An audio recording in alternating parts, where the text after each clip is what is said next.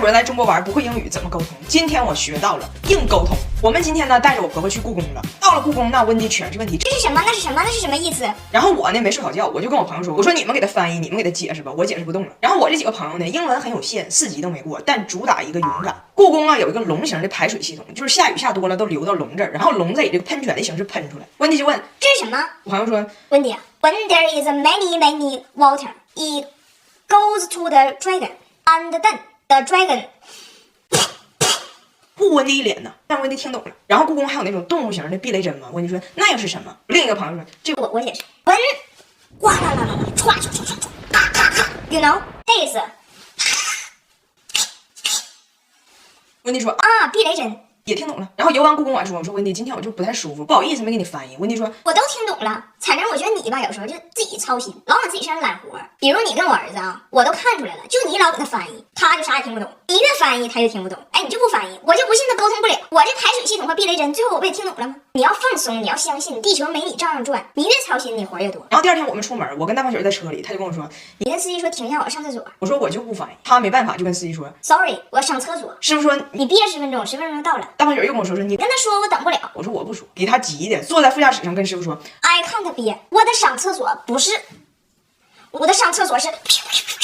师傅听懂了 You must 憋啊，这个老外 out of control 了 ，out of control 了。We will 到了。然后我就发现了，其实温迪说的很有道理。就以前我认为这种事就必须我来翻译，我来管，但实际上你说没有我，也就硬沟通也都整明白了。我要不翻译，他可能也就学汉语了。那天跟我说，你别老觉得这家没有你孩子活不了了，你就出去喝酒去，出去蹦迪去。今晚我给你管孩子，我跟你说，你出门的时候还哭，你都没到1楼呢，还把你忘了，没事儿。然后我就真去了。我走的时候，我爸还说，哎呀妈呀，当妈了，这裙子穿太短了。温迪，等我把孩子哄睡着，我也要去找他跳舞的。那你们看着我裙子呢？我都当奶了，我裙子更短。那当妈要都穿棉裤蹦迪，那以后谁还敢当妈呀？然后温迪啊来中国找我们之前就问过我说，我如果去中国可以住你们家吗？需要收费吗？那我肯定不能收费。但我当时就逗他，我说那需要啊，咱们都 AA 制嘛。然后他就当真了，他就把我家附近酒店都搜了一遍，就攻略已经做好了。然后我昨天就跟他说，我说收房费这事纯属逗你玩，我能收你钱吗？但是你搜的那些酒店，你能给我看看吗？我有时候就想出去住2晚上，就你儿子呼噜打的，我有点神经衰弱了。然后正好呢，第2天就是我们约的宜家的改造设计师来我家要改造聊方案，然后我就跟人聊出孩子啊床希望怎么地，桌子咋地，温迪就搁旁边偷摸捅过。孩子没有必要一人一个屋，他也不加班，你让设计师把他俩整一个屋去，你自己要个屋，这房间就是你的，你让他给你加个密码锁，这整个隔音墙。你觉得这屋爆炸了，乱的不行，说你咔一锁，你就一门隔断人间事，别开门，你老公自己就照顾孩子，地球没你照样转。宜家的设计师也是个女生，一下就理解了我的需求。以前的房间是这样的，现在是这样的。这个房间现在就是我充电区。宜家可太会选床品了，像这个床垫，我一个浅睡人士也能睡得老安稳了，支撑非常给力。你们也可以下载个宜家 APP， 给你的睡眠选几个我同款垫被的。现在呢，我改装的房间给我了，温迪也快离开了。我躺在这个房间哈，我就想跟大家说，所有的女生，尤其是妈妈，都应该告诉自己，地球没你照样转。因为这房间的主意是我婆婆怂恿我这么做的嘛。我婆婆呢和所有人一样，有优点也有缺点，但是我很感激她，就是她确实慢慢在教会我一个事儿，就是人啥时候都要学会爱自己。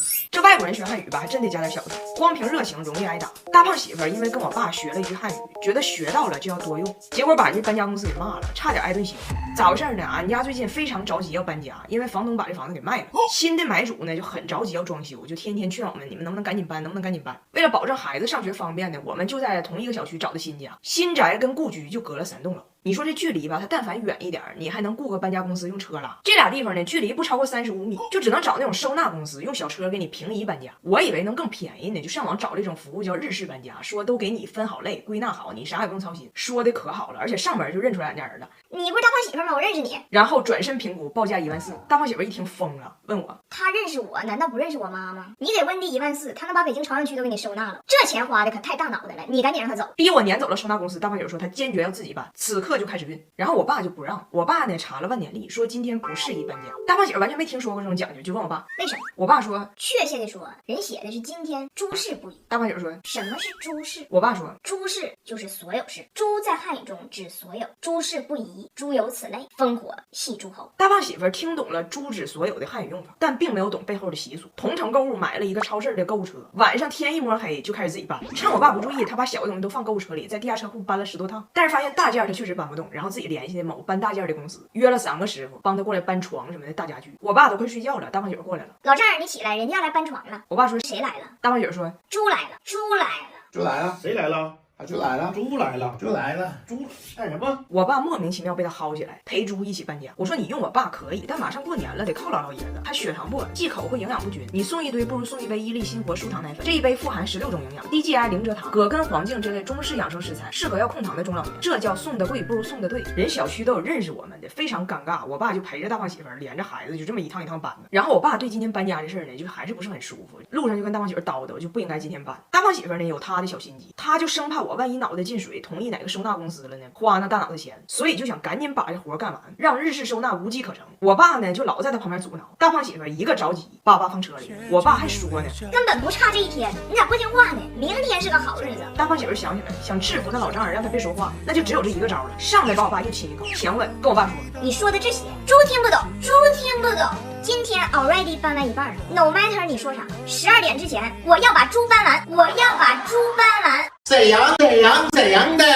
外国专家如何看待我们的春运难题？面对广大群众回家难、回家贵的问题，我们的外国专家给出了答案：回家可以不费吹灰之力，只要不管老板死活。本来这个外国人吧，很难懂得春运的压力。每年是我搁那抢票，但是今年呢，我们这一家人还有我的公公婆婆要一起回东北过年。这几个外国人呢，需要他们的护照做一个什么线下认证，手机上买不了票，必须去火车站。大胖媳妇今天带着各种证件就要去火车站买票了。我们公司的同事们呢，也都在抢票，都搁那愁眉苦脸。大胖媳妇突然间这个热心肠就上来了，说我反正要去火车站，你们都把身份证给我，说不定火车站比手机就更好运，就买着了呢。然后他就在所有人的面前大声问我哪天可以走啊？大伙儿就都看着我，我说那你也别硬卡时间了，如果正好有票你就买，早几天也没啥的，回家最重要。他说明白。然后就气宇轩昂的走向了火车站。他走了我就开始担心，我寻思我这边还有工作呢，我刚才说的可以提前走，是指比如24号、25号可以走，他理解的提前走不会跟我不太一致吧？我这边正合计呢，我同事手机响了，刘笑涵女士，您购买的车票发车时间不足3小时，请尽快到站。20分钟后，一声炸雷，人家回来了，手里全是票。怎样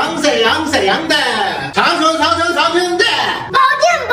的，票买着了。他跟我们说，那票没有你们说那么难买，还是有的。唯一不足的是还有55分钟发车。25号的票你买不着，15号的还买不着吗？我身份证，够小韩，够，对，拜拜。啊。我说你就给他买一张这么早的，他能好意思走吗？他说人情世故这我也懂，你让一个人先走，他肯定不好意思；你让7个人一起先走，那多有意思。对，多有意思。他像一个世界小姐一样，骄傲而自豪地读起了每一个车票的城市。请碰到16号上午，保定16号晚上，所有同事都领到了票，非常开心。现在全场只剩下一个来自香河的同事，嗷嗷待哺。香港，香港啊，西九龙，真的吗？你啥时候会香河啊？你说你怎么说他呢？大冬天他热心肠去买票，我要被风一吹脸就红温。幸好有雅诗兰黛小棕瓶，被风吹脸也不疼了。就算熬夜带娃，第二天皮肤也很透亮，一点没有熬夜痕迹。长期用下来，法令纹啥的也淡了，人年轻不少。开春了，也先让皮肤回个春。大胖媳妇说，我在火车站有机器售票，我点的香，出来的就是港，我看没问题呀，有3点水，那就是你家呀，我就买了。就你票最贵，特别的爱给特别行政区的你，给特别行政区的你。我本来还在想这周搞个小年会，给大家买点礼物，然后抽个奖啥的。我这礼物还没到呢，现在马上人去楼空了。但是我看我那些同事们啊，拿着火车票那个绽放那个笑容，我就明白了，一年到头了，你哪个公司整什么天花乱坠的，都不如给他们一张早点回家的火车票，那才是你能看到一个人从心底往外绽放出笑容的时候。除了去香港那个，